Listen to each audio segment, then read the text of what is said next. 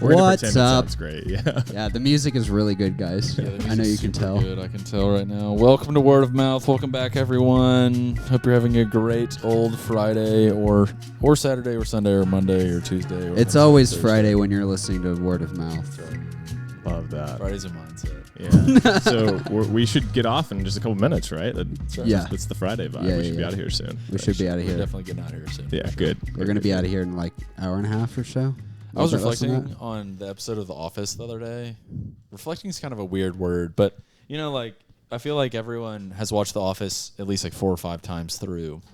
And I was thinking about that episode where they change all the clocks because Michael like eats a big lunch and then falls asleep, and they change all the clocks in the whole office, including his watch and his car. Uh-huh. And I was just thinking, man, there's absolutely no way that could actually happen. And I was just thinking about all the different ways that he had to feel incredibly confused the whole rest of the afternoon. Yeah. My confession is that I've never actually watched The Office. That's crazy. I've seen the first season, and I've seen enough episodes to like usually understand people's references, but I've never actually like sat down and watched the whole thing. Hey, what are you doing right now? Episode's over. We're going to watch The Office. Do you plan on watching them? I don't know. I feel like it's too late now. Yeah, I'm about to be never too 26 late, years dude. old. It's too late to watch The Office. Yeah. It's like going back and watching like a cartoon you never Gosh, watched you're as a going to watch kid. it one day and you're like not going to shut up about it. Yeah, probably. Yeah. I'll go through my Office phase when I'm like 37. Anyways. We've got a friend with us. Yeah. A new friend. What's up? Who are y'all? I am David Mccaw, Quick Draw Mccaw. Let's go. That's me. Your That's me. handle on Instagram, that name is fantastic. Thank you. It's Thank so you. good. It's an Office reference. Steven and I get it, but Yeah. a couple years. I'll get it in yeah, a few you'll years. Get it. Yeah. Give me a decade or so. Thank you. Thank you. David, what do you do? I am a visual artist, so I paint, illustrate, capture the vibe, I guess you can say. Oh, yeah. Yeah. Come on. Yeah. Come on. That's the thing. That's the thing. How'd you get started doing that? Man, I feel like this is like the story everybody tells, but in COVID, Okay. Love it. We'll add this to the COVID section. please, yeah. Clip it. I was going to Every say, single person starts here. yeah, we need to have a whole like section of like YouTube clips that's just people talking about COVID. It's inspiring. Yeah, it's inspiring. We've all been there, We all We lived all it, went so. through it. Yeah, I feel like I just needed something to do. Obviously, as we all did, and I saw a couple inspiring creators. There were some people who were illustrating who I was just blown away by. I was like, how do you do that? I've never seen anything like this. So it kind of became a challenge to be like, can I reach that point? Can I do that? And that kicked the journey off. Yeah, and it was not great in the beginning. It was not good. Yeah. We will not go into that. Yeah. Who inspired you? Ooh, there's a New Yorker cartoonist, Ed Steed is his name. Yes. You know Ed Steed? Yeah. Yeah, he's the man. That's good. I think people have talked about this, but he was kind of the first one to just make it look kind of crazy. His lines are all over the place, but they still convey a story. Yeah. And in the New Yorker, which is like got this prestige, it's like Right. you're supposed to be good at this. You're supposed to really be like classically trained. Yeah, it was kind of mind blowing to see someone just like almost be childish with it. Yeah. And that made me feel like I could do it. So Did you like draw and paint and do anything like that growing up?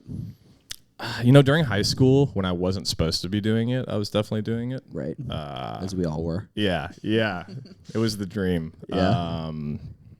But it never, it was just kind of like, I'm just bored. I don't want to be paying attention to math class, so this is what I'm going to be doing instead. Right. So I have like a couple of sketchbooks that are full, from that time. But yeah, it never really occurred to me that it could be something that I would want to do. I think mostly because I did think that I wasn't good at it. So seeing someone like Ed, really, that inspired me to be like, maybe this is possible. Yeah. So. This episode is supported by Fish Creek Capital, a Birmingham-based investment firm that encourages people to think about investing the same way owners think about building a business. Steve Jobs once said, "Asking for help is a superpower no one uses." Fish Creek Capital is here to help. Most people who build long-term wealth do it with guidance. Fish Creek Capital focuses on creating customized investment plans with cash-flowing assets. This means owning high-quality companies that generate income through dividends that can grow over time. There's no minimum investment required.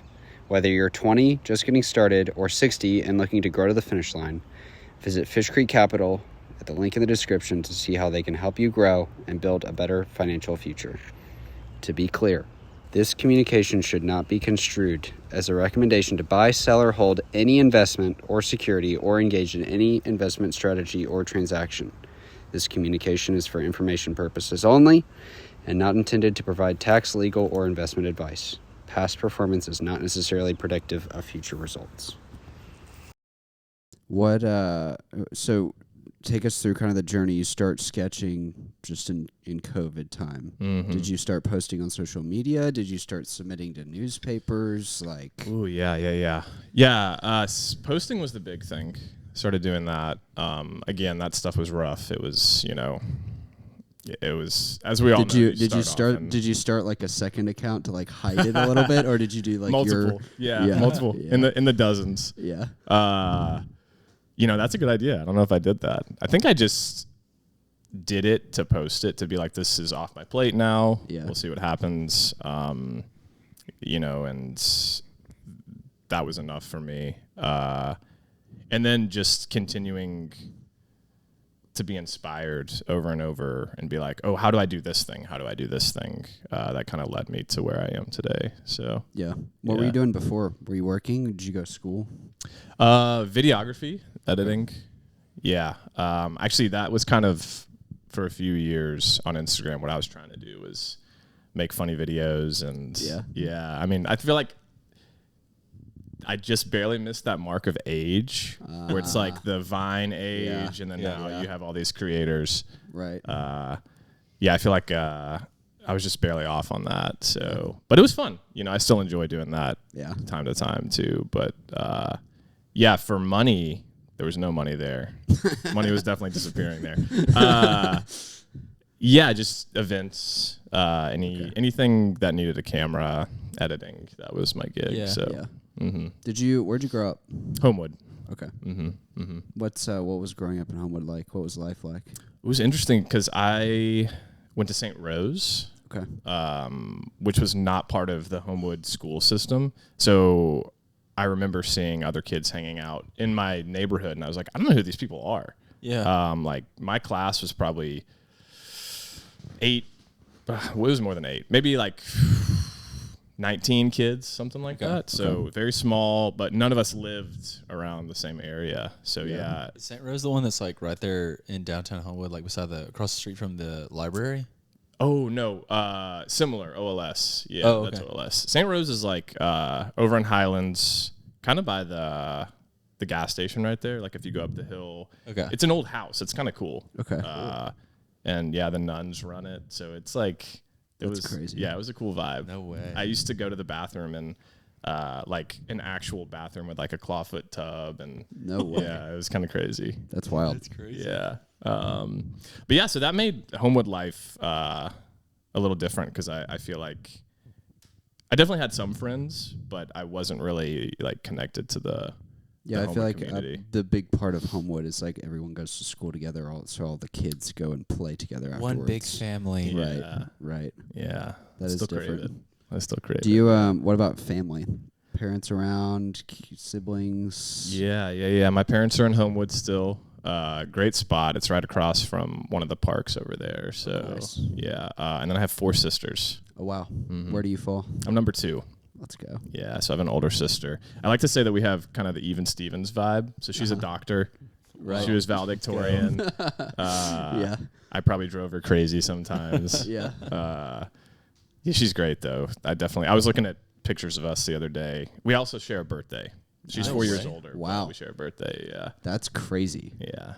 So I kind of took that from her, unfortunately. My sister and my grandmother had the same birthday. Oh, that's cool. So that was like cute and fun, but like having your sibling have the same birthday, bro, Twin. that is Yeah. not. Yeah. They're just always the younger, cuter version of Right. their birthday. You said it. You said Right. it. Yeah. That's hilarious. Yeah, she's great though. So we were close growing up, and yeah, thankfully she shared that. But I was looking at pictures of us, and in every picture she's like holding my hand or like she's like hugging me or something. So I Yeah. feel like I always had really good support from her. Yeah. Yeah. I don't know if I did the same for her. Hopefully, but. Did you grow up in Edgewood, like or West Homewood, or which park? So right by OLS, right by the library. The Oh, no library's way. like the back was like our backyard pretty much. So you literally were like the picturesque kid running around Edgewood. Yeah, I mean, a like little bit. you are a Birmingham ideal in so many ways. Like, what was that actually like being a kid growing up there? Wow, the pressure now. I haven't thought about that. I probably not what it should have been. I remember like all of my Homewood stories are just inviting friends over and then playing. I can't remember the name of the game, but it was like at midnight we would all just run around in everyone's yard and like hide from each other. So it was less like going to the Homewood pool and more like breaking and entering. Yeah. Trespassing. Yeah. Honestly, last night I was driving around. It was either Homewood or Mountain Brook. I can't remember. And like two kids. It was like dark outside, and I was not driving particularly cautiously. And two kids like just on their bikes, like they're probably 9 years old, just ran out in front of me, and I was like, "Oh my god!" Like Scary. These kids' parents are stressed out of their minds for good reason right now. That is the Homewood vibe. It's like, you know, the driving test where it's like the cartoon driving test where like a cardboard like grandma will come out. That's Homewood. There's like a ball bouncing across the street. Literally. I feel like all the kids probably have podcasts and like YouTube channels. Who was I talking to the other day? That they grew up in somewhere like super well off. Like it might have been like Buckhead or Brentwood Mount or Brook something. or Brentwood or something. Yeah. And they had this game where they would throw a frisbee, like a car would drive, and they would throw a frisbee on the ground and try to go underneath the car. And then it would like come up on the other side to your buddy on the other side of the road. And there was a guy who drove across the road in, I can't remember what kind of like sports car it was. It was like a Porsche, I think. Yeah. And they just literally nailed the door. Like literally nailed the door, and the car didn't stop. Dang. It just kept driving. Yeah. Like when you're driving through the neighborhood, I was like, I kind of understand like why the guy didn't stop. Totally. Like, you What are you know gonna do? like what you're signing up for. Yeah. Like going around like the friendly neighborhood. You Right. know? Everyone in that scenario was like, we're not going to talk about this. This Yeah. did not Water happen. under the Yeah. bridge, for sure. Dang, I kind of want to try that now. We should go to Homewood. know, that and kinda sounds fun, throw some low-key. frisbees around. Porsche, and just, like, Except for we're adults, so we'd have Put to that pay on for YouTube. damages. Yeah. Dude, I was talking about that too. Like, my buddy's a youth pastor. Like, Yeah. he has, like, hangs out with like middle school kids a lot, and all of them want to be YouTubers. Of course. And man, that on YouTube would go hard. I'd watch it. I'd watch a bunch of rambunctious Homewood kids try to like throw a 100%. frisbee. underneath. We can't lie. It would be great content. Oh, It yeah. really would be. Yeah. Yeah. Yeah. What kind of funny stuff did you try and make when you were in your funny guy era? Oh, my funny guy era. Are you like actually trying to be like an Instagram Reels or TikTok like comedian? Is that what you're talking about? I don't know if I ever aspired to it. I think Yeah. that's maybe where I missed the mark, is I probably could have been like, hey, let's do this. Right. But it was like a crazy idea would pop in my head. And rather than try to explain it to someone, it was just like, let me try to make a video about this. Yeah. And I'm like, the whole time I'm making it, I'm like, this is weird. This is kind of crazy. Hopefully this hits. I always feel uncomfortable if I hold my phone like this. Right. Yeah. Like I yeah, always yeah. want to kind of just look down and just like be nonchalant, but then you have like a triple chin. Yeah, even if I you're know. Skinny. There's a lot you have to think about. Yeah. I mean, Yeah, the influencers' lives are hard for sure. The weirdest that's thing what is I'm like editing footage and having to watch yourself like in between takes, you know? There's like so many shots of me being like Yeah. Yep. picking my teeth or something. I've- Yeah. I think I've mostly gotten over that with the podcast, but I still just like kind of hate listening to my voice back. It's just Yeah. like part of what you have to do, you know? What do you do to do that? Do you like separate? Do you like pretend it's not you or something? I honestly, if you watch back the clips, it's probably that I put myself in like once. Oh, okay. And then okay. it's all about the guest. Like I probably should include more of like me talking, but I just don't because I just don't want to. I don't know. I definitely like practice my multiple personality disorder, and I jump into like I definitely sit in the mind space of like if I was like a random Birmingham person, just like who was into freaking your stuff. And just hopped on to be like, oh, like wonder what's going on. I try to like maintain that perspective to be like, is this actually interesting? Right. And what's ironic is if I was that person, I would be really annoyed by what I'm literally talking about right now. So we should stop talking about homework. Yeah. Dude. funny, okay. yeah. So like, so sketches, cartoons, painting. What's like?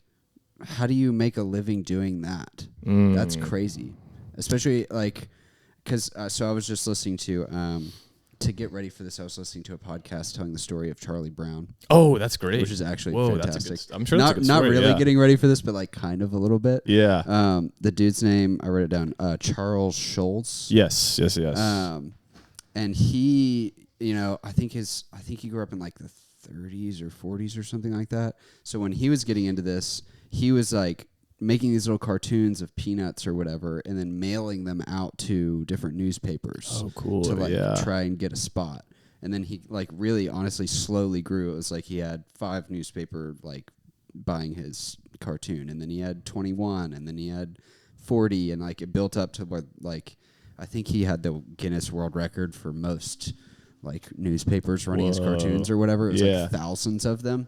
But like now, what does that look like now? Because newspapers aren't a thing. Yeah. I don't know what that looks like in 2026. Well, I'm just hearing this. I've been mailing to so many newspapers and no one's getting back to me. So this is great to know. Oops.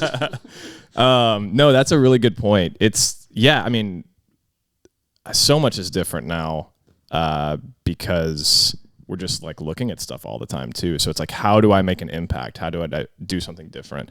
Which I think is like back to Ed, like that, he really stood out. So yeah, I think that's like where my mind goes a lot of times is like when I think something isn't going to look normal, for lack of a better word, that's when I like stick with it. And I'm like, maybe this can resonate. Maybe this could be cool. And a lot of it, honestly, like, you just kind of get lucky, I mean, shout out to friends of the cast, but like Hannah and Stern, I mean, they trusted me. They've trusted me and let me just kind of run with my ideas. I mean, I walked into last call. Hannah and I had known each other a little bit, but they were like, just do whatever you want. You know, like we can have a show here, and then bought some paintings from me and truly just let me do whatever I wanted to do. Yeah. So I've been very lucky in getting to just try stuff out. I think that's been the luck factor. Right. So yeah. Right. But I will say a lot of it too is just like keep going too. That's been a tough thing. I mean, I'm sure you guys know this with like kind of what you were saying about just like even editing this. It's like you're sitting there, no one else is around, and you're looking at something you've made, and you're like, how do I know this is good? How can I be sure this is going to do something, do what I want it to do? And sometimes it does, sometimes it doesn't. So you just kind of keep doing it and try to push through that, which has been the toughest thing. So, yeah. I read an artist say the other day, it was a book, and one of the characters was an artist. So I'm assuming that they were quoting a real artist. But anyways, this guy asks the artist in the book, how do you know when like a painting's done? Which is like, you're never supposed to ask an artist that. Yeah. And he's like, in the book, the guy responds and he's like, you're wise enough to know you're not supposed to ask me that. But I have heard a guy answer, a painting's done when it's pregnant enough that it's given birth to 25 new works. That's a good way to put it. Yeah. Yeah. I thought it was like such a good way to answer it. Yeah. But I do think you're right. Like there's we talked about, we had an artist on 2 weeks ago, last week.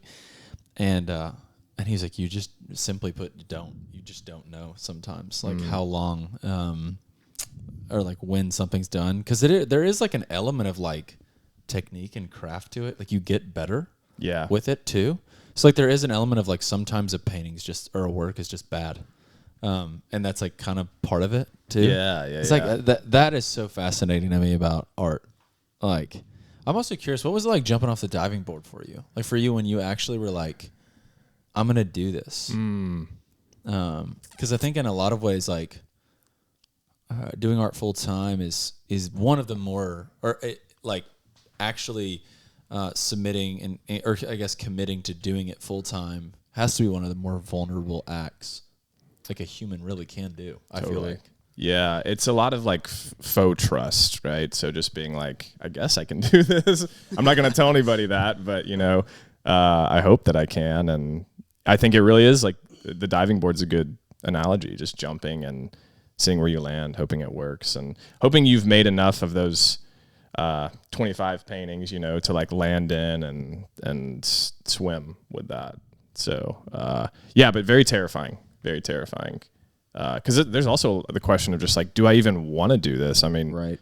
Like we were talking about before we started recording, like, would I rather be comfortable? Would I rather rather be safe and know that I'm going to be okay and fight for that? Or do I want to fight for something I'm unsure of? And that's been the scariest thing. So Yeah. I've wrestled with that a lot with the podcast because it's like, I've literally been asking myself that question. Do I actually want to do this? Mm-hmm. And it's like, I mean, if my life every day was talking to new and really interesting people all the time, like that sounds pretty awesome. That's a good gig. So like, I think that'd be pretty fun. Yeah. But it is like, what if you spend all this time like doing something and then you look up like 3 years from now and you're like, I don't like this. Yeah.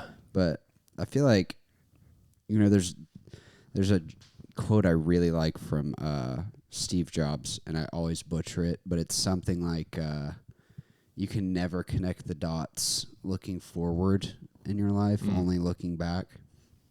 And I feel like there's always, like, as you pursue stuff like art or job changes or whatever it is, like there is some kind of path that you're following. You just can't really see that far ahead, It's just, you kind of go towards what interests you or what you feel like is the right choice.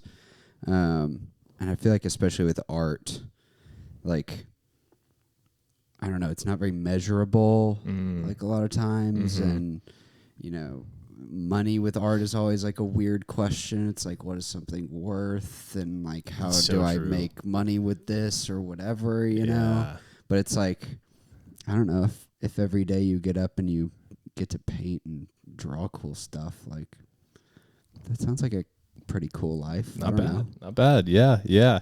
That's a good way to put it. I mean, I think what you said about Charles Schultz is so important. Like, we have these people that we look up to that are like, they've done it. How did they keep going? How did they make it through? So there's like a little bit of a light, that we can follow, but it's so different for everybody. And what's the day-to-day like for you?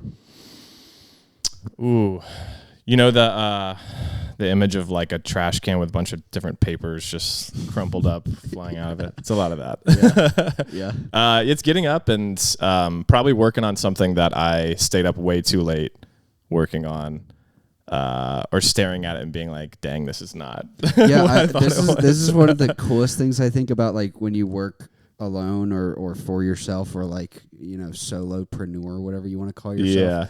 Like, you kind of work whatever hours you want most of the time. Like, what are your hours? Because I have to go work my 7 to 5 job. Yeah. Because my boss says so. What is that? Are you inspired during that time? I feel no. Like that's okay. My favorite time is the time when I'm not in my office. Yeah, I get that. Yeah. Got to fight for those hours. Yeah. Yeah, I think I would like to be more artistic during the day. Yeah. But it happens pretty late at night. I'd say like I hit like that 7 p.m. slump where I'm like, I could go to bed right now. But then I'm like, I'm going to hang on for a little while longer. And then it's 1 a.m. and I'm like deep into something, Van Gogh. 30 p.m. I appreciate that reference. Yeah. Yeah. You're just like Van Gogh. Thank you. Yeah, I think those daytime hours are so important for social connection too. Yeah. I've also just been so lucky to be able to cultivate a lot of good friendships here too that have really inspired me, and so I never want to lose that. And it's very easy for me to tune out and go sit by myself and focus on something and get too locked in. And so yeah, those daytime hours, I have a lot of friends who'll be like, let's go out and do something, and pull me out of that. So yeah, so that's kind of like the day thing, and then I think at night is where I take all of what happened that day and try to turn it into something. So Yeah. I feel like one of the most interesting parts about being an artist as well is inspiration is just as much a part of your job as the actual, like, it's because it's just necessary in order to like pump stuff out of. And I feel like that's like a fascinating part about it too, is like if you just sat in the studio and drew all day long, I imagine it would just become pretty repetitive. Yeah. You need to go out in the world and like do it as well. What's that like? I mean, how do you judge? Like, where are you drawing inspiration from? Are you like, I'll just leave that open ended. Where do you draw inspiration from? That's a good point that you do need that. Yeah. A lot of hot sweats in the middle of the night. I'm like waking up being like, oh yeah, where's my phone? I got to write this down. Those always are bad in the morning too. And I'm like, yeah, these are not as good as I thought. It really is a lot of that time though. I think I'm probably taking what I've experienced throughout the day and then trying to process it through some sort of artistic lens by the end of the day. And then, seeing where it goes. But cartoonists, I think this is very prevalent in the cartooning world too. We just keep lists of funny things that happen or like ideas that pop out to us. And I would say like 5% of that makes it to paper. And the rest of it is just like, this is a terrible idea. Right. This does not have any wings. So so a lot of phone notes that I've gone back and forth, and that will happen as I'm laying in bed, I think. So, yeah. I listened to a podcast this week with Trevor Wallace. Oh, yeah. Mm-hmm. He went on Chris Williamson's podcast. Yeah. It was really interesting. The comedian Trevor Wallace? Yeah. Wow. It's always funny to me. I don't keep up with like Chris Williamson's podcast that much, but it's called Modern Wisdom. So then I assume it's going to be all these like intellectual, like smart people and whatever. Yeah. And so it's funny to me when like a comedian goes on. Not that he's not intellectual smart at all. It's just like a funny dichotomy, I feel like. Totally. Definitely not Trevor's brand. Right. Yeah. His brand is like making fun of like frat dudes, basically. Yeah. But it was funny because they were talking about inspiration too. And he was like, yeah, man, like, some people just sit down, like Seinfeld, for example, when he's writing comedy, he's like a 9 to 5 guy. So he basically just goes in his office or in his room or wherever. And he's like, you don't have to write about like comedy, you don't have to write jokes, but you can't do anything else. Interesting. Like I'm just in the room to do that. So I can sit there or I can write. Anyway. But Trevor was like, nah, dude, I have to like get out in the world and go like see stuff. And so he's talking about how he'll just like go to the mall or like go to coffee shops or like just go do something, just hoping to like see like a weird human behavior that he can like turn into a joke or something. I feel like that's kind of similar with cartoonists probably. Totally. That makes sense for his vibe too, where he's like, if I'm going to like recreate someone's, identity, it'd be good to like see what's happening with them. Yeah. I think it is a lot of that. It's a lot of taking in like funny moments, or even like moments that might not seem like that in the moment, and then being like, this was actually hilarious. Yeah. I think the type of character that I want to go for in my cartoons, I haven't hit this yet because it's just like, I think it's a lot of self-deprecation, but it's these people who are just mad at things happening. They're just mad at like the most ridiculous things. There's a Ed Steve cartoon where they're all it's like a group of people, a bunch of different couples in like a pile of quicksand, and they're all sinking. And there's a waiter who is leading one of the couples out of the quicksand, and there's another couple talking, and the woman says, "We were here before them," and they're like higher up in the quicksand. So it's just just like dumb stuff like that. That's hilarious. So yeah, I feel like it's like looking at when I might get angry at something and being like, "Oh, this could be funny. This could be funny." So and cathartic, but yeah. Do you feel like there's I don't know, like an underlying theme that you're kind of trying to communicate? Is that what it is? Like people angry or like I don't know.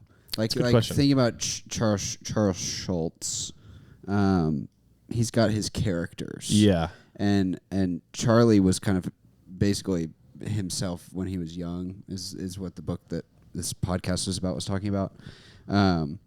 Just saying, I was insecure as a kid, so then Charlie Brown's pretty insecure. Okay. And then like all the characters around him are usually like characters based on someone he knew in real life, you know? Oh, cool. Yeah. And so like really his is like kind of a story of himself a little bit, or like ways that he wishes he would have responded to things and stuff like that. Yeah. Do you feel like there's kind of like a story that you're trying to like weave throughout all of your art? That's a good question. Maybe in a way, it's kind of this sense of, and this might not be like a identifier of my personality, but it's, I really want to show people that there isn't one way to do something. So I love the juxtaposition of something kind of fancy with like something weird, which again is like the New Yorker way, right? It's like this really popular, prestigious thing, and then here's a really goofy thing in here. So yeah, it's a lot of that. It's like when I see something that looks really good, I'm kind of like, what can I do to mess this up? How can I make this strange? I'm really fascinated with like just old Victorian art, like these things that people, it was like the one picture they got in their life, right? This painting of them. It was so special. It with kings and queens and all these people. And then just like making that weird, you know, taking that and being like, how can I make this look strange? I love that. Yeah. So That's so cool. So maybe less me and more, just like, I don't know, the world feels so serious all the time, and I'm like, how can we flip that script? One of my favorite artists that I found recently on Instagram, he does these like unbelievable realistic landscapes. Oh yeah. And then he'll paint a tiny cow like floating in the sky, and that's basically like his signature on all the paintings. Do you have to look for them? Are they like kind of hidden? They're like or? just big enough that they're pretty noticeable. Yeah. But it'll be like an unbelievable like landscape of like Yosemite, and there's just like a black and white cow up in the sky. It would be cows. It would. That is cow. A cow always hits. It always hits. hits. A cow every always time. hits. Yeah. I don't know why. What's the artist's name? I can't remember. Okay. I'll put a picture up here so that I shout him out. Let's go. Look at that Yeah, cow. we asked the artist about this last week. I'd love to hear your thought. What do you think about us posting art as like just clipping it on our podcast in that live? Oh, like the way that you guys have done? Yeah. I like it. You do like it? Yeah, I like it. I think it's kind of your thing, you know?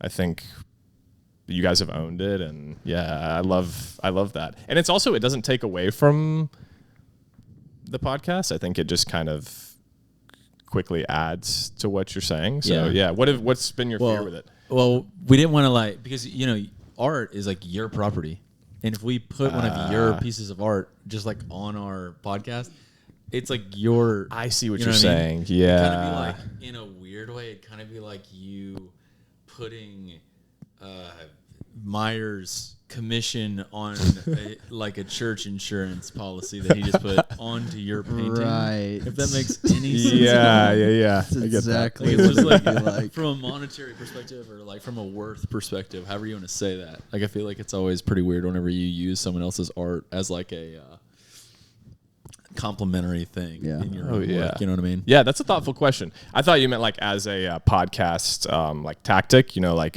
what do you think about throwing art? Right. No, it's probably I love that. It's like, it adds to the visual. But no, I think that's cool. I mean, I think it's nice and thoughtful for you to like ask that question, and I would say go for it. You know, cool. I'm gonna be wearing a word of mouth T-shirt all the time, so it's the same vibe. So Yeah, I feel like it's that's always like the tricky balance when you're like trying to highlight someone. I feel like, I mean, I usually try and just be positive about them, and then I feel like it's worth sharing their thing. And it's different if we're like interviewing you. Obviously, like we want to celebrate what you're doing because it's super cool. So then I'll definitely put stuff up like in the edit or whatever. Hyperlinks. But then this like other random artist guy, it's like, I probably wouldn't put his image up if I'm gonna like make fun of him or do something. But Yeah. because I'm saying his art is awesome, I'm probably gonna put his Instagram like. Right You should here. definitely put it up there. Yeah, you're right. I think there's a fine line of like,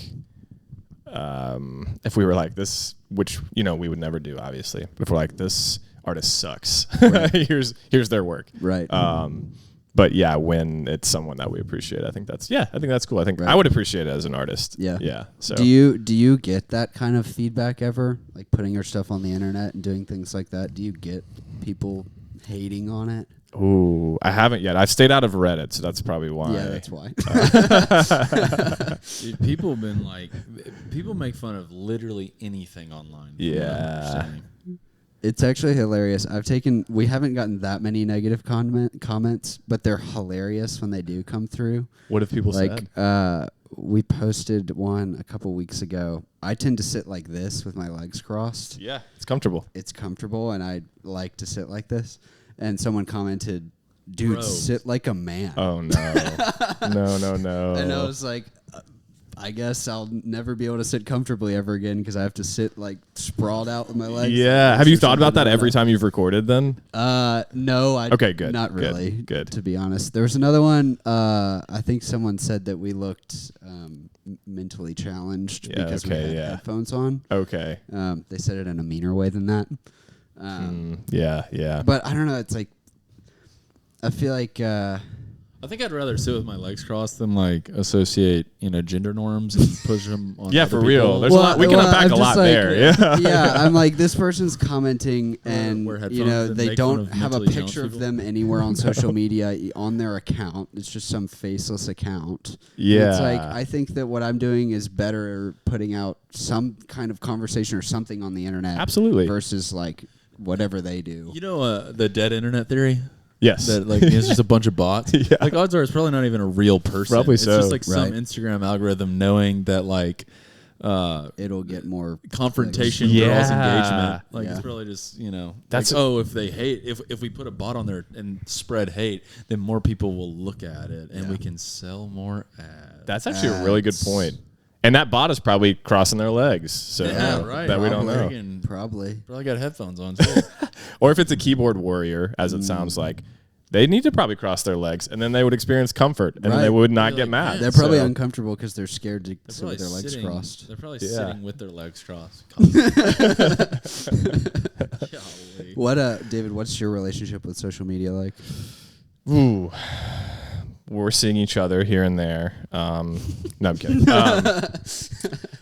Yeah, it's off and on. I mean, I think I definitely, as everyone says, like try not to be on it as much as I can. It's been so beneficial though. The good parts of it, where it's like I can get my stuff out quick. Yeah. People Right. can share it, has been great.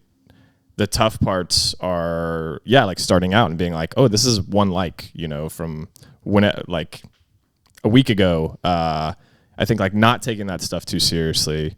Also not trying to take it at face value, even when something does do well, not being like, oh yeah, this is an example of how everything is going to be. So yeah, trying to curb that, that relationship with it for sure, but it's useful. I think used in the right way, it's good. It's hard because I think everything we do now, like events, if you're not on it, it's hard to like keep up with Right. things. And so it's like a glorified Google Calendar. That's what I would Right. want it to be. So Yeah, I try and treat it as like a contact book. oh, that's a good It's like way. I keep up with people this way, and then like sometimes they put me in touch with other people. And Yeah. I really need to avoid the Reels tab. That's what gets you. Yeah. That's the funny part about it. Is like you hop on and then you're like, the good part of it lasts for like I don't know 5 minutes on a good Maybe. day, 12 minutes. Yeah. Right. And then the next 48 minutes is just like terrible. Like Why it's was I just here? like slop. There's not a better word for it. I feel like. We all need a mirror attached to the phone because when we're watching those things, it's never, we're never in a place we'd be proud of, Right. I'm like in bed, just like, Yeah. Triple shame. yeah. For sure. yeah. Yeah. How's it been for the podcast though? It seems like it's been pretty good. Yeah, it's a balance trying to figure out like because you post something and then you also want to like engage with people who comment on it and stuff. Yeah, and, yeah. I mean, we found you because of social media. True. Stern. Shout out to Shout out Stern. Mr. Alexander Stern. Our boy. So like that kind of stuff is really good. And then I also like discover other people because of that. But then the con is like, again, I just end up like scrolling and seeing and comparing and doing all the bad things that you're supposed to do, not supposed to do. So. I think like one of the weirdly cool parts, I might be speaking a little bit for myself here. I can't speak for Myers, but like when we get on there, like at least the algorithm isn't great. Like there's not very many podcasts that are our size. Like there's either podcasts that literally start and they like flame out at like 12 episodes, or there's huge podcasts. But I don't know of very many other podcasts that are like comparable to us. Yeah. Whereas like you might even feel like this because there's not very many like doodleists. Like there's not very many illustration people. Yeah. But like when you get on Instagram, it feels like there's like 1,000, so many, like, right? Way too many or whatever. Yeah. And because like it knows what to feed you. So true. So it's like beautiful when you go on there for inspiration, but terrible when you go for comparison. Yeah. But I feel like when we get on for the pod, it's really not that. It's not that hard to become like. I met Taylor from The Localist. I've yet to meet Carrie. Carrie, right? Isn't that right? Yeah. And I met Taylor the other day, and we like joked about like we're like competition because there's two of us in the whole city. And there's like so many cool freaking people in Birmingham that need to get the word out. And it's like your only me and Taylor and I were talking about like your only means for getting word out is like your personal Instagram and be ham now. So and like true. and like you kind of hate both of them. I don't want to put words in your mouth, but like people like get really tired of running their own social media account. And BM now, like everybody has kind of like a weird relationship with. Yeah. Because like I'm glad it exists, but also like it's super. It kind of just feels like it just feels like paid advertising a little bit like for sure. Paid bias, but so I feel like that's one of the things that I love is like, dude, I think there's room for like 15 podcasts like ours in Birmingham. I hope that everybody like but it is like it is. I compare podcasts a lot more to radio. Okay. I haven't done a whole lot of like digging, but I want to research the history of radio more. Oh, yeah. Because I feel like this is music and so radio used to be music and talk hosts. And now in like today culture, it's kind of split. Okay. Like I feel like with Spotify and Napster and like whenever that kind of revolution of music came around, music became like its own thing by itself. Yeah. And then radio kept on, but it's dwindled down. But then podcasts came around, which is basically just talk radio, but like, not timely. Yeah. And so I feel like there's probably a lot. And it's funny too, like all the podcast networks that have come around. It's so like, true. Yeah. And I just feel like we're watching like the same thing that happened like 100 years ago happen like in a slightly different way now. Yeah. Because like my wife listens to a bunch of podcasts that are all part of Dear Media. Okay. I don't really know much about them, but they have like 20 podcasts signed to their That's like crazy. whatever it's called channel. Which ones is this? One of them is the Is this like the one Kristen John's podcast. I don't remember what hers is called, but it's that. But they handle all the like back end production and like advertising and all that kind of stuff. Okay. And so it's like this is kind of the same thing as just like a radio station. Like you got the people on the back end running the business, and then you have the talk hosts who are like doing the shows or whatever. Yeah. So anyway. So do you think that's the ideal way to do it? Is get a media like channel like that, and then run different. Like, say you were to do that here, like you guys would be one facet of this channel, and then someone else could come out from that. Is that the ideal way to do it? I don't know if it's ideal, but I feel like we're kind of watching that happen a little bit. Yeah. Like I imagine there are other like small town podcasts popping up that we just don't know about because we don't live there. But I feel like there's like Birmingham Mountain Radio or whatever it's called here. Yeah. And like growing up, my town had a small radio station that talked about the local news and all that kind of stuff. Yeah. I feel like that's probably like what's next for podcasts. I could see it's that. like smaller local podcasts. Yeah. Because it's like those radio stations are now seeing how well they've taken off and how many people listen. And like Substack, I was talking about this with Cameron this week. Cameron is going to start doing every week. He's going to start doing. I'm really pumping him right now. Today's advertises Cameron Hayner's Substack called Triple Double. His first one's coming out next week. But every single week he's going to do 3 things. 2 things he watched, he listened to, and he read every single week, and then like briefs on it. That's cool. But Substack is like a social media. It's also a beautiful app. Oh yeah. And I think it'd be so cool if I hopped on there and like I read my buddies, stuff or like creators that I enjoyed. Is there a version of that for artists? That's what I'm wondering too. Because like if there was like a Birmingham illustration like section, or even like a Birmingham, like honestly, dude, I'm about to help you strike gold right now. But like, dude, if you had like if there's any Mountain Brook moms listening, like, I'm sorry, but if you had like a doodle that just like made fun of Mountain Brook moms, like, man, I feel like that would be so funny. My favorite topic, though, right? Like, but I'm like, I just feel like if Birmingham had a, like, yes, if there was a Birmingham newspaper still that was done in like a tasteful, not like gouge your eyes out with so many ads way. Yeah. Like, I think it'd be pretty cool. And I would definitely look at the doodle section. That would be so funny. Yeah, because it's like, I feel like if you think of a lot of like political cartoonists, there are those people who like are in Montgomery doing that, but it's more on like a senator scale, right? Yeah, but having it like localized where it's like, oh yeah, this is right over the mountain. That's a great idea. Yeah. I think it could be so funny if there was like a, I don't know, like a, I don't know what it would be called. Like, I don't know what like podcasts are for artists. Yeah. In a cartoonist way, but I have definitely talked about this with some friends. You guys have you seen the Switch Yards paper? Yeah, like something like that, but it's just like everyone's putting their stuff in, so it's like a physical Substack essentially, where it's like coming out, you're putting it in Saturn, you're putting it somewhere. Yeah, because like when you see the Birmingham Lifestyle magazine, like, I honestly am blown away. Like, you open up the Birmingham Lifestyle magazine, it's probably, have you ever read it? Like, the ones that are, like, out on the thing in June? Yeah. Like, it's probably 75% ad space. Yeah. Mm-hmm. With, like, articles in between. But the articles are mainly, like, kind of hard to read because of how much ads are throughout it.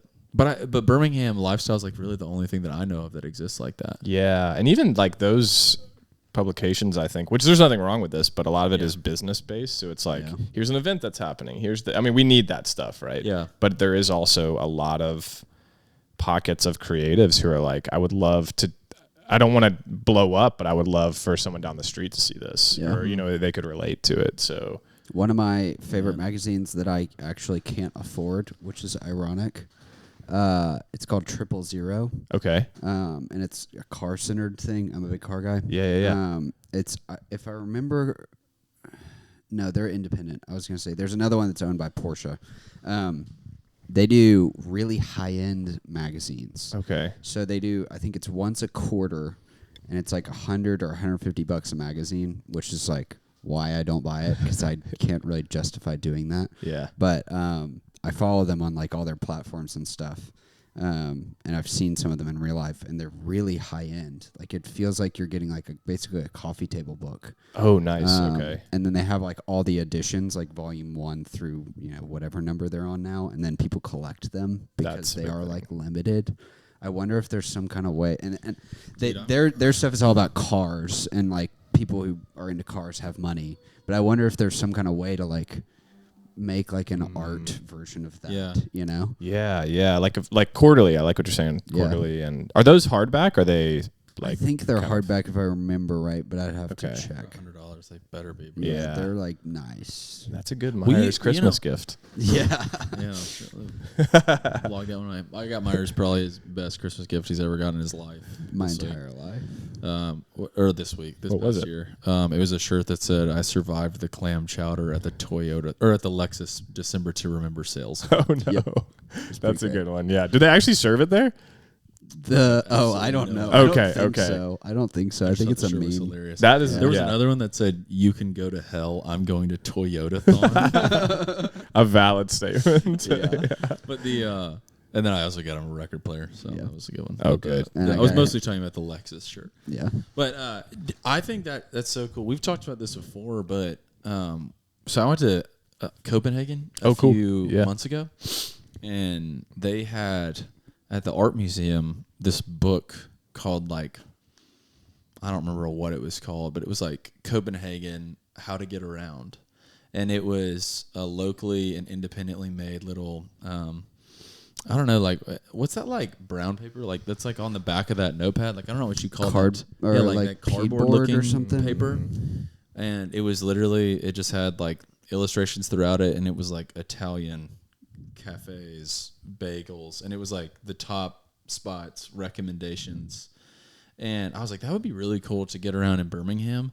And we've talked about doing that somehow through the podcast of a rankings type thing of S tier, A tier, B tier of all the different places in Birmingham. Yeah. Because in so many ways, it's it feels kind of hard. It feels so biased.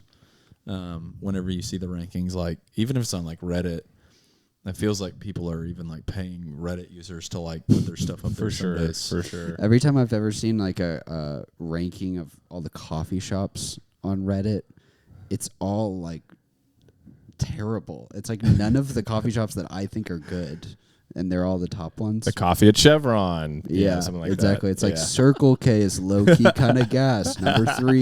Yeah, but yeah. We need the tax returns of those businesses so we can see what's going The on. top cafe in Birmingham is somehow in the depths of Alabaster. Yeah. There's this really good one out in Pelham. I'm like, Pelham's not Birmingham. What do you mean? Right outside the city. Yeah. Just outside of it, 30 minutes away. So would that be something physical you guys would do? Would that? I think Is that what so. you're thinking? Okay, that's cool. Yeah, I mean, I think obviously, I feel like the Copenhagen one probably employed some local artists, right, to do these things. So there's plenty of people around here who would, could collab, and that's a good idea. Yeah, Hey, we'll talk afterwards. yeah. Let's do that. I'm remembering that. Yeah.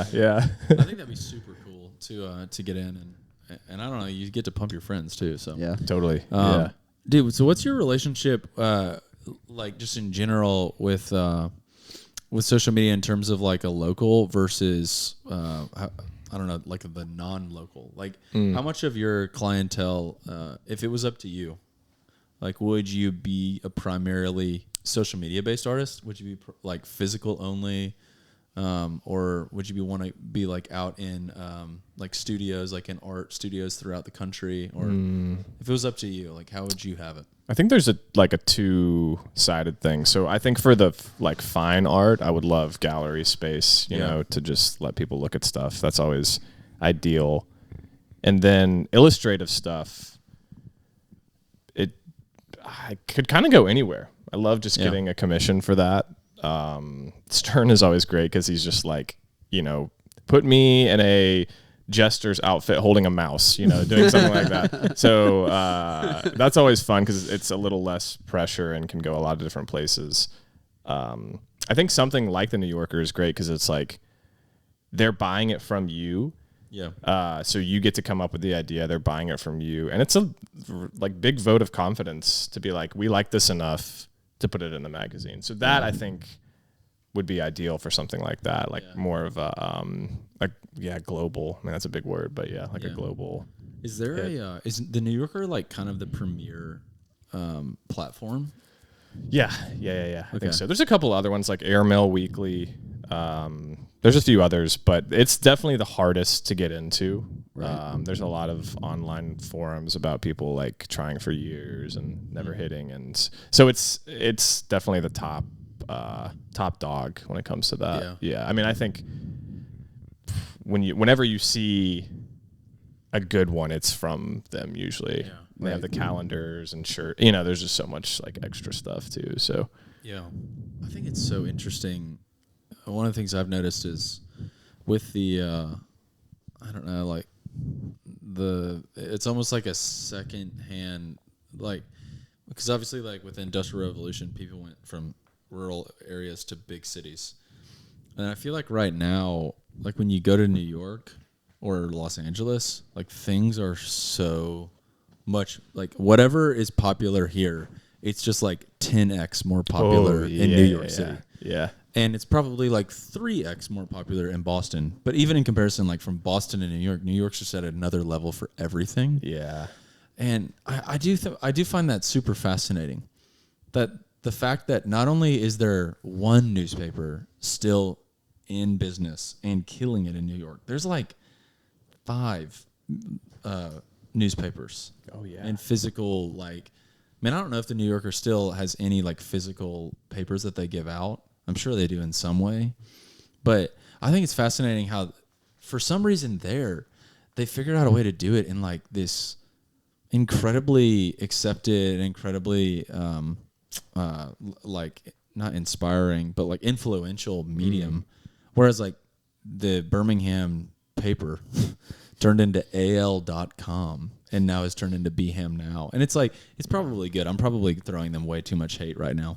But I do think it's interesting how in New York, like the Wall Street Journal and the New Yorker, as well as other like platforms, have become so like they just have absolutely done an amazing job. Like everything there is just so much more popular. Yeah. I'm curious if you tried to do it in a thoughtful way in a city like a market like Birmingham, if it would catch on at all. That's a good question. I mean, I think the walking aspect adds so. I mean, this is like a huge topic of conversation we could get into, but the walkability of a city like that, where you're hitting a newsstand. I mean, those newsstands they're still operating out of like ones from the 30s. You know, they're like the same exact building. Here, it's like it's just so hard to get 2 blocks on your feet. Yeah, you know, you'd rather just drive somewhere. So I think that's why like a lot of things end up in coffee shops or just different like businesses, which is good. But it would be cool to have, someone who's like, it's the main focus is just passing those out and doing that. I don't know if that looks like things on the corner or what, but yeah. What do you guys think about that? I don't know. You have any thoughts, Myers? I don't know. I mean, it is funny because newspapers do still kind of exist in some places. Yeah. Mm-hmm. But I just wonder, like, I mean, they must be surviving on people forgetting they have a newspaper subscription, you know, and just seeing like the money leave their account and ignoring it or something. Yeah. I don't know. But I do think there's I think one of the reactions we will see over time from the whole AI change in society is that people will want more things in real life. Yeah, so true. Like, I think live events will just become more and more popular, not less. Like, people are touring their podcasts, and like literally that's just, you're going to watch like a public lecture and you're paying like $50 to go do that or whatever it is, you know? Yeah. Like, that's such a crazy thing. Like, that's what Mark Twain did, and that's like a thing now, you know? And so I feel like I really wonder about, that's why I brought up 000. Like, that's an example of a modern magazine. Like, they started like 6 or 7 years ago, I think, and they're making like a thriving business out of a magazine now in 2026. So I feel like there's got to be some way to like do a newspaper, do a something like that, comic book, strip book, something like that now that would be like cool. I don't know how you do that.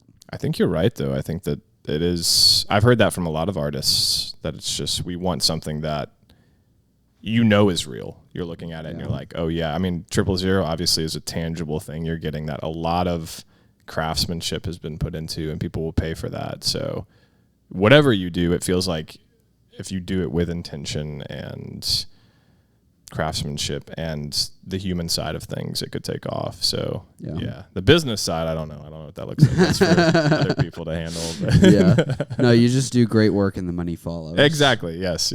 I think that's how it works. I think don't so. know. Charles Schultz did that. So, yeah. Dude, I learned in his like 50s, I think he was making like $40 or $50 million a year. What? Yeah. Snoopy is everywhere. It wasn't bro. just the comic books. Like, you know, he had thousands of newspapers that were paying him for his comic book strips, doodles and things. But he also had like merchandise and like all this other stuff, calendars, things that they were selling like around Peanuts and Snoopy and all these other things. And the vinyl. Dude, the vinyl. Yeah. The vinyl. Yeah. That's what I'm saying. Like, Vince Girardi Holiday, got to be one of the highest grossing vinyl of all time. And it's green too, right? Yeah, it's freaking cool. That's good. I got one. Crazy. Where did he live? Was he in like Indiana or something? Yeah, it was. I think it was Minneapolis. Okay, that's so funny to just think of like some Midwest dude Yeah. like rolling in the dough. Yeah, because he drew a dog. Yeah, really cute dog. But Adjusted for inflation, that's almost $1 billion. yeah, it's so much money. Like, that's insane. So much money. But dude, my sister, to this day, like my sister's like 25, 24 years old. She's a nurse in Washington D.C. and she gets Snoopy T-shirts. Yeah. Yeah. She's like a very normal adult female, and Yeah. she's like buying. She will get a pair of socks because Snoopy is crazy. on the socks. Yeah. let's not try to hide. We're all into it. Oh, Oh, yeah. yeah, Like 100%. he did something. Yeah. You know? Yeah. I wonder if he was actually still drawing then. Yeah, no, that was the other thing that was crazy. I wrote this down. When he died, he never outsourced any of his drawings. He did all of them. When he died, the last one he ever did came out the day after he died. So that was one of the things he was like, "This is not going to continue after me. Like it ends with me." He did all of them himself. During his lifetime, he drew 17,897 comics. There it is. Yeah. Every day he got up and did it. And his hand was like this. Yeah. Yeah. That's crazy. that's where it's at. It's the time and the wow, that's crazy. So cool. How many do you think you've done? I'm like 2 or 3 off from that. Yeah, I'm getting close. Yeah. By the end of the day, I'll check back with me. We'll see where I'm at. Yeah. 10,000 hours. Yeah, something like that. You passed it. Yeah. It's 7,000 more. Right. Not only that, but you're drawing like the same thing Yeah. over and over. Yeah, the same characters. He's probably the one person who hates Snoopy. You know, he's like, I hate this dog. Yeah, he had a good quote because people would come to him and be like, they would learn his schedule, which is get up every day and send off comics, and they were like, well, you could like batch all these and like do a bunch of them and then like send them all off and then like not work for half the year. And he was like, why would I work my whole life to get to a point where I was doing what I love so that I wouldn't do what I love? Yeah. And that was his perspective. He was like, dude, Yeah. this is what I want to do, and this is what I worked to be able to do for my living. And like, why would I not do that? That man is a real life Charlie Brown. Was a real life Charlie Yeah. Brown. Yeah. Yeah. Bro, I think about that a lot with retirement. Like, this is a side tangent completely, but man, retirement is like kind of an ironic idea. Like a lot of people, like I think about one of the, let's just say like the cultural observations. Like if I was like a stand-up, I would definitely riff on, it's so funny. Like yesterday I saw a billboard and it was like Trump. It was like one of those billboards that changed. Yeah. And it was like Trump with like his ear bleeding. And it was like, I can't remember what it said, but it said something like, Is it the one where he's like flicking off the camera or whatever? no, it was like, it was like his blood, our blah, blah, blah. I can't remember. And then Some the kind of very next horrific one, Jesus comparison or I don't something. know. It was like it was very Trump vibes. And then the very next one, no, this is what it was. Because the next one was a Dr. Pepper. And it was like in a world full of bland. Or in a fridge that's a world full of bland. Make sure to be a Dr. Pepper. And it was very like it was very like rainbow and sunshine and butterflies. But the contrast of like, it was actually a Trump thing that was like hated on Trump. I remember that. It was like this really political kind of like propaganda followed by Dr. Pepper being like, this is your way out. This is the way of love. So it's like a real person, real politics followed out by like a actual like terrible for you 12-ounce like metal can of liquid is like your way into like fun. And I was like, so anyways, I think advertising is so like funny. Yeah. And frick, I forgot where I was going with that. It was something about art though. But like, anyways, like the observation part of it, I think is so interesting. Yeah. What were we just talking about? Why did I just think about that?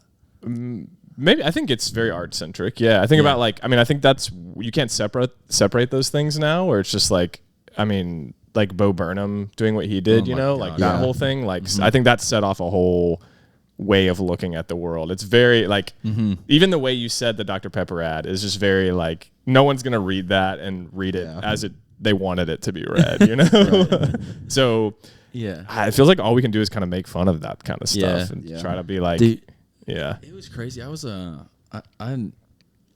think like what happened with like the Nazi regime. I just watched a whole like documentary on the papers and propaganda rise and the documentary made it seem like they were the first people to do it. I might be wrong about that, but the Nazi regime was the first person to like practice propaganda. Yeah. But have you ever seen the cartoonists in like the Nazi newspaper? No, I haven't. Bro, they had newspapers from that time, and it like the anti-Semitic, like cartoonist vibe too. Oh, I can imagine. It was like it was blowing my mind. But anyways, yeah, people like the amount of like depth that people use through like ordinary means kind of blows my mind sometimes. Yeah. But even just like the observation of that was crazy. Anyways, I was super off topic. Well, it's crazy how someone can put that amount of talent into something that like is just insane. Yeah, I mean, like evil. That. Yeah, I mean, where's your mind when you do that? But they're thinking they're doing the best thing in the world. Like the Dr. Pepper people are too. Probably. Yeah. Right. They are doing the best thing in the world. Yeah, but let's not disagree. Let's not bash Dr. Pepper too much because it is the life source. Eventual sponsor. That's what we're going for. Yeah. David, what's like the dream? Ooh. Unrealistic dream. Like what do you actually like if you are 50 and you're looking up, what would make you say like, how is this my life? I would love to be in a place where I understand maybe the world, art, I don't know, something enough to be able to help somebody else do the same.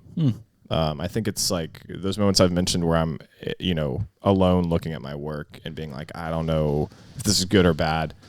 Just to be able to be that for somebody else and try to pass on some sort of knowledge. I do think that's obviously, like a later in life thing because I want to really try to be the best I can be before then. But yeah, once that happens, that would be great. There's this like image that I have of myself.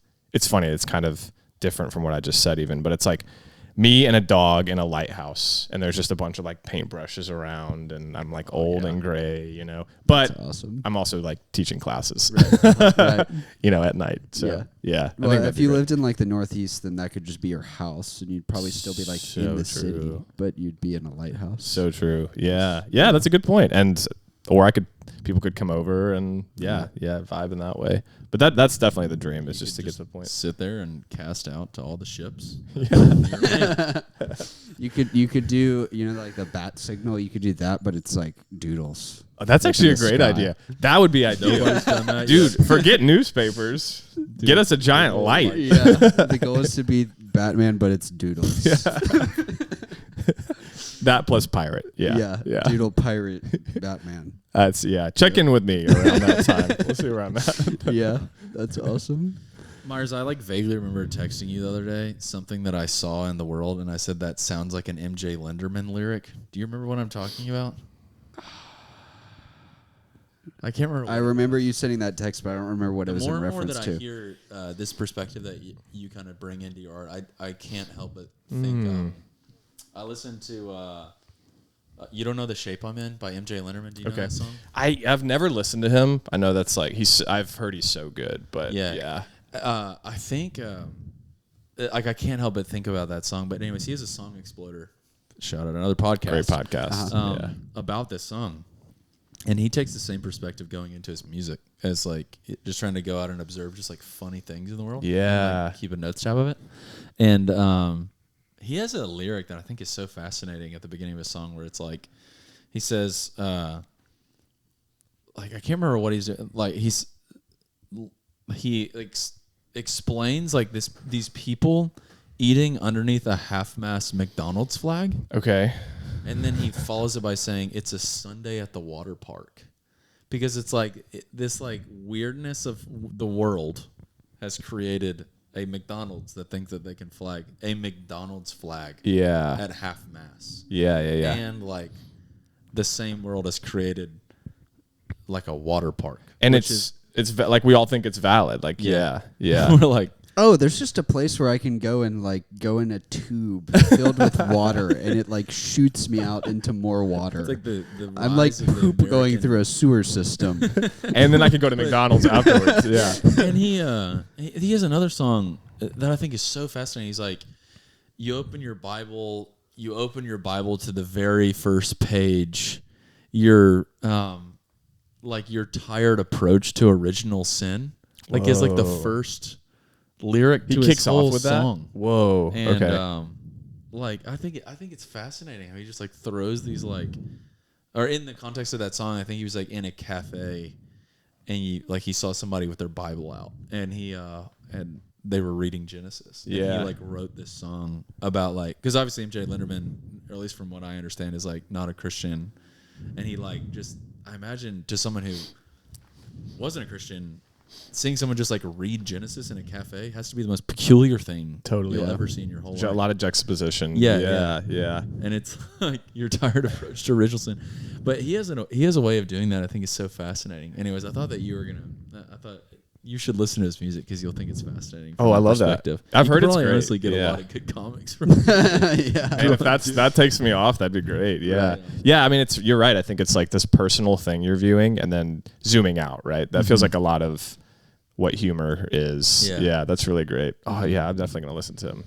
I feel like where we're at in Birmingham, it's just prime ground. It really forward is. to. Yeah. Like this city, I feel like is so interesting. I was talking about that with somebody this morning at a coffee shop about how like Alabama is like so interesting because so many areas right outside of the city just take like things for granted, or take things not for granted, but like they just assume so much of people that like you could never get away with if you were like living in a more modern city. Yeah. Like if you were like living in like Boston or Denver, and people carried like the assumptions into conversations that they do like in Gardendale or in like Vestavia or Pelham or, I don't know, Clanton or Coleman or all these places that are out like not that far from us. They probably get themselves in a good bit of trouble. But then like we're literally not that far geographically from those places at all. And I feel like it's like entirely different. I think that's so fascinating with I think it's like the most fascinating thing in the world. And then like also the other day, some documentary got whatever the nominations that just came out were. It was like the Golden Globes or whatever the nominations that just came out. One of them that went up was like a documentary called The Alabama Project or Alabama Promise or something like that. Yeah. Good movie. And it got nominated for Best Documentary this past year. And it's about a prison that's like super corrupt. And the prisoners like essentially somehow broke the cycle of like corruption in the prison from within. Like, I don't know exactly. I haven't watched the documentary, but it was like to the outside world, the Deep South in Alabama is like, at least this is my perspective, that they think that it's just like an absolutely like insanely systematically like corrupt place. Yeah. But then to some people here, they're just like, nah, like Alabama's freaking awesome. Like, I don't know. It's just like the juxtaposition here is like, is the contrast here, I feel like is quite unique. Maybe I'm wrong about that. No. You're right. I think being central between all these places because I think the world's a little smaller, people can have a lot of similar ideas and not, I don't want to say not think differently, but there's a lot of similarities. We are in an interesting place to look at those. And first off, that movie is heartbreaking. You watched it? Yeah. Oh, no, yeah. what? It was devastating. And I think to your point, one of the things about it is like watching it and knowing like, oh, I am here and I'm seeing this and still being surprised and being like, oh yeah, that's crazy. But I do think that you're right because it's a more rural case. Those people, it's probably not as I don't know. I would say maybe not as crazy, but yeah, it makes sense that it got nominated. Yeah. Yeah. It's thought provoking for sure. Absolutely. Yeah. Yeah, man. I think it's cool. I think that in a way, that dream that you have, this is what the roundabout way of me coming back to it, that dream that you have of like teaching somebody else, like your job in and of itself does teach other people, is like, from that perspective that you're coming in, observing society, and then trying to like do it through like the means of just like a comic, does kind of like invite everyone to the proverbial lighthouse with your dog. Wow. Yeah. My heart just jumped. Yeah. No, I appreciate that. I do want to show people that things don't have to be the way that we think they are sometimes, that we can really try to change our perspective. And yeah, so that means a lot. I appreciate that. Yeah, dude. Yeah. David, this was awesome. This was great, guys. Man, this was an honor. You guys have had some heavy hitters on here, and I'm just hoping you don't wash this couch. I'm hoping some DNA has like seeped in. No, dude, you're amongst the greats. Let's go. You're on the Mount Rushmore. Our Mount Rushmore has 97 people instead of 4. So. That's a lot of work. Yeah, thanks, y'all. This is great. Yeah, this is awesome. Well, thanks so much, everybody. Thanks for listening. Word of mouth. Like loves and subscribe. Oh yeah, can you pump yourself? Where can I find you? Instagram, Quick Draw Mccaw. You got any shows coming up? Yeah, Golden Age, February 7th.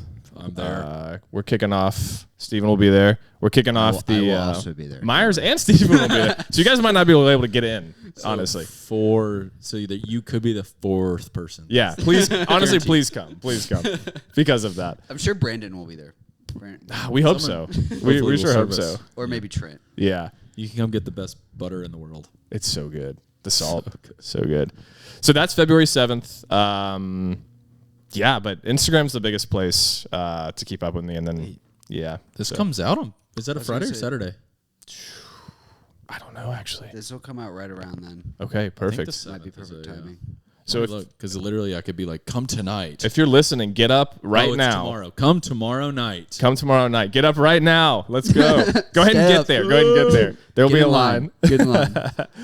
Yeah, that's the biggest thing though. So let's go. And also drink Dr. Pepper. Also drink Dr. Pepper in a fridge full of bland in this world. Make sure that you're a diet Dr. Pepper cherry vanilla. Yep. That just sums up everything, I think. Yeah. And whenever you go to the furniture store, ask the attendant for where the chairs are.